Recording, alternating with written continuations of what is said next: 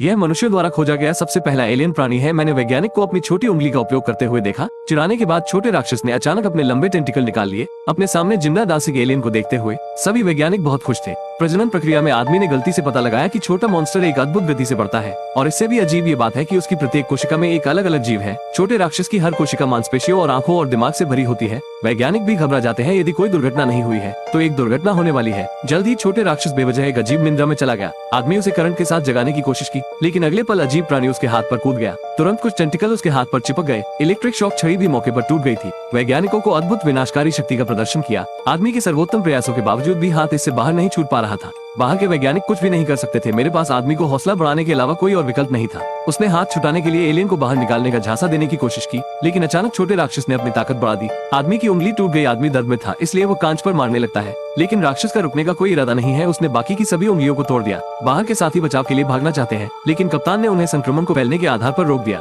जब कुछ लोग अभी भी बहस कर रहे हैं तो छोटे राक्षस ने उस आदमी को छोड़ दिया है। वो धीरे धीरे अपना हाथ वापस ले लेता है। जाहिर है कि मोटी हथेली सड़ा हुआ मांस बन गई है, लेकिन ये तो शुरुआत थी। छोटे से दानव ने वास्तव में टूटी हुई इलेक्ट्रिक शॉक रॉड को उठाया। दस्ताने में आने के बाद उसने दस्ताने को एक बिजली के झटके के साथ मौके पर पंचर कर दिया। अचानक छोटे राक्षस को कुछ गंध आने लगी। वो अपने शिकार के लिए सीधे प्रयोग वाले चूहे को पकड़ लेता है। थोड़े समय के बाद उसके टेंटिकल ने चूहे को जकड़ लिया। बस कुछ सेकंड बाद छोटे एलियन ने सफेद चूहे को चूस लिया। ये देखकर बाहर के वैज्ञानिकों ने आदमी को बचाने के लिए दौड़ लगाई। जब उन्होंने आदमी को बाहर धकेल दिया, एलियन जीव ने असामान्यता को देख लिया। वो तुरंत एक आदमी के पैर के चारों ओर लिप गया। असहाय साथियों ने अभी चूहे को खाते देख मजबूरी में हैच को बंद करना पड़ा। लिटिल मॉन्स्टर अब तक बहुत बड़ा हो गया था, लेकिन इससे भी ज्यादा भयानक बात यह है कि वो अभी भी रुकने वाला नहीं था।